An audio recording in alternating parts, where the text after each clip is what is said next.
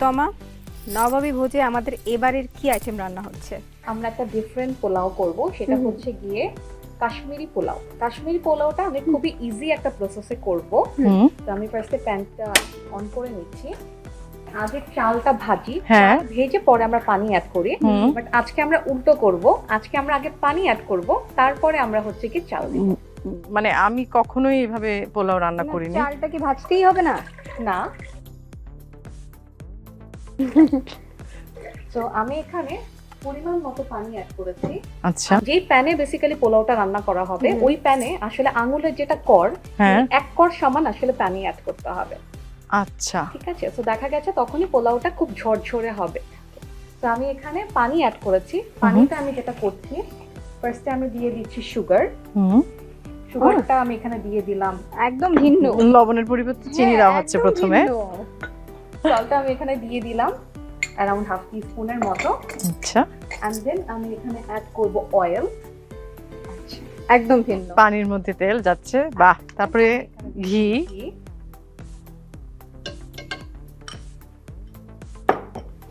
দিচ্ছি আমি এখানে আদা রসুন পেস্ট। আদা রসুন পেস্টটা কেউ চাইলে স্কিপ করতে পারে, বাট যেহেতু আমরা বাঙালি, প্রত্যেকটা জিনিসেই আসলে আদা একটু না হলে হয় না। তো আমি এখানে আদা বাটা এন্ড রসুন বাটা অ্যাড করে দিচ্ছি। এন্ড দেন আমি এটাকে একটু মিক্স করে নিব। এটাকে একটা পারফেক্ট বয়লিং টেম্পারেচারে নিয়ে আসতে হবে। আচ্ছা, তো কারণ আমার পানির বয়লিংটা যদি ঠিক না থাকে, তাহলে আমার পোলাও আউটকামটা কিন্তু ভালো হবে না। ওকে। এন্ড দেন আমি এখানে দিয়ে দিচ্ছি মিল্ক। আচ্ছা, এখানে আমি পাউডার মিল্কটাকে একটু লিকুইড ফর্মে নিয়ে আসছি। কেউ চাইলে এখানে যেটা লিকুইড মিল্ক বা যেটা গরুর দুধ বলি সেটাও অ্যাড করতে পারবে। আর পানির পরিমাপটা একই থাকবে? পানির পরিমাণটা একই থাকবে। আমি আজকে এখানে নিয়েছি অ্যারাউন্ড হাফ কেজির মতো, মানে 500 গ্রামের মতো চাল নিয়েছি। এখানে আমি পানি অ্যাড করেছি 700 গ্রাম। আচ্ছা। তো আমি এখানে দিয়ে দিচ্ছি তেজপাতা, তারপর আমি দিয়ে দিলাম দারুচিনি, দেন আমি এখানে দিয়ে দিচ্ছি গোলমরিচ, দেন এখানে আমি অ্যাড করছি এলাচি। এখন এটাকে আমি বয়লিং এর জন্য ওয়েট করব। ইন দ্য মেইন টাইম আমি আরেকটা রেসিপি করব আপু, সেই রেসিপির প্রসেসিং ও শুরু করে দিব। বাহ। তো আমি আজকে করব হচ্ছে গিয়ে পমফ্রেট দো পেঁয়াজা। তো আমি পমফ্রেটের ম্যারিনেশনটাও স্টার্ট করে দিই।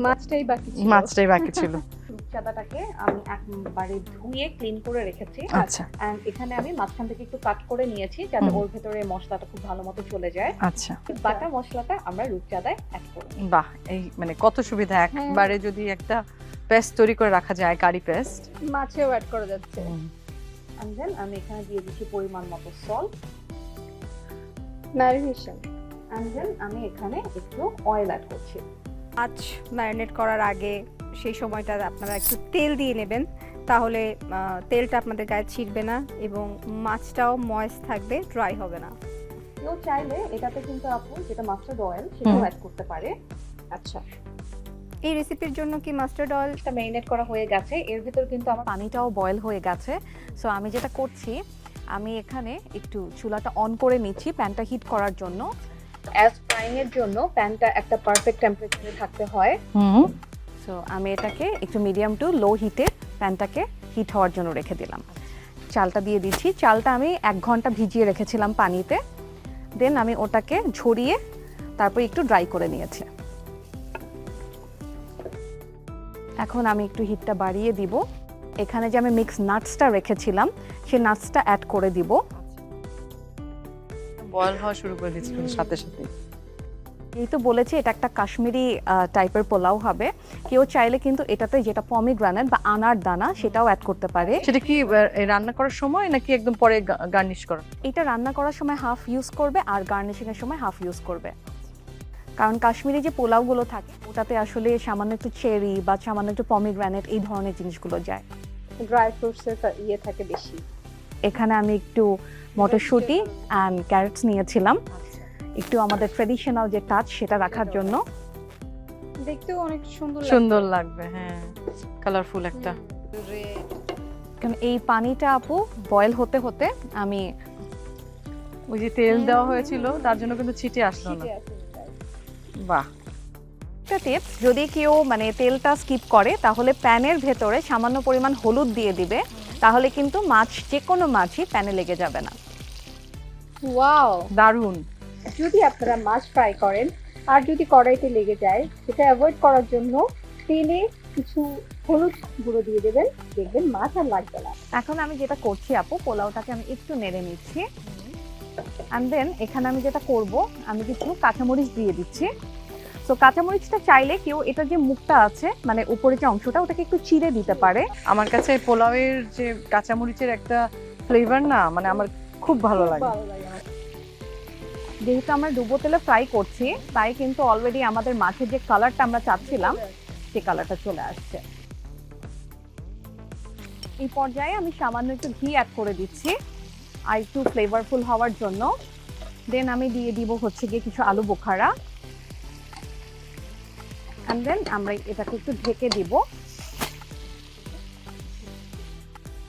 অ্যান্ড আঁচটাকে আমি মিডিয়াম টু লো হিটে করে দিচ্ছি। ইন দ্য মিন টাইম আমাদের মাছটাও হয়ে গেছে।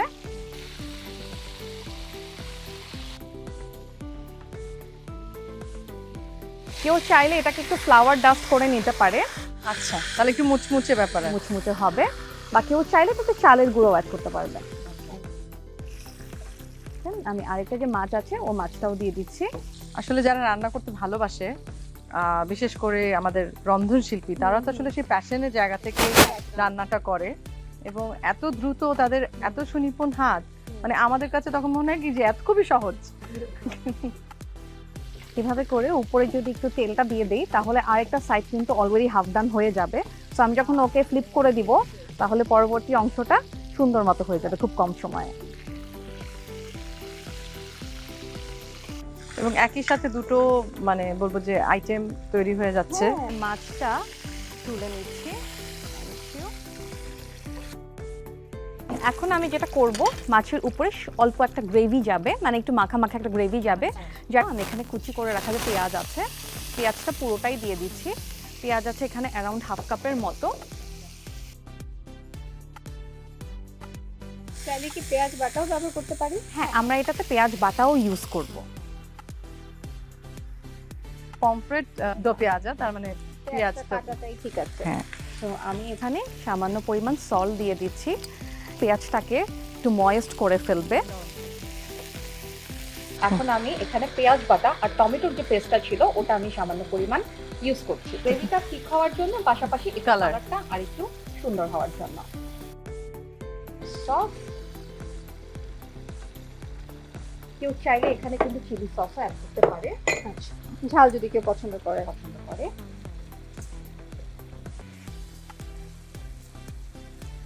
ওকে। সো আপু, গ্রেভিটা অলমোস্ট ডান। তো আমরা 2 থেকে 3 মিনিট পর গ্রেভিটা সার্ভ করে নিতে পারবো।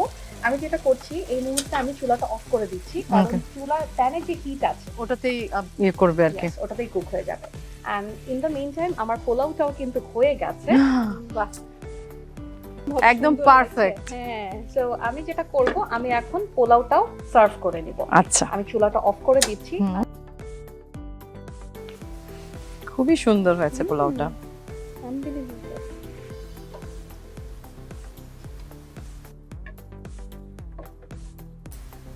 আর লাস্টলি আমি যেটা করব, পোলাওতে পেঁয়াজ বেরেস্তা পেঁয়াজটা ছাড়া তো পোলাও একদমই।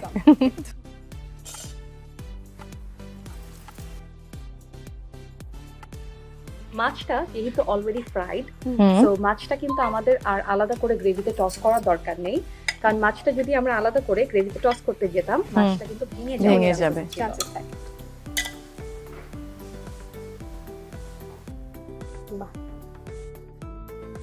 টমেটো গুলো অনেক সুন্দর লাগছে, হ্যাঁ, গ্লসি। লাস্টে আমি যেটা করব, যেহেতু ঈদ, আমি এটার উপর দিয়েও একটু ফ্রাইড অনিয়ন বা বেরেস্তা সেটা ছিটিয়ে দিচ্ছি। খেতে কিন্তু দারুণ লাগবে। আমি আসলে আর ওয়েট করতে চাচ্ছি না, মানে আমার আর লোভ সংবরণ করতে পারছি না। তৈরি হয়ে গেল আপনাদের জন্য আমার pomfret do pyaza. Thank you so much. তো দর্শক, তৈরি হয়ে গেল পমফ্রেট দো পেঁয়াজা বা রূপচাঁদা দো পেঁয়াজা। আশা করি এভাবে আপনারা ট্রাই করে দেখবেন বাড়িতে, নিশ্চয়ই খুব ভালো লাগবে।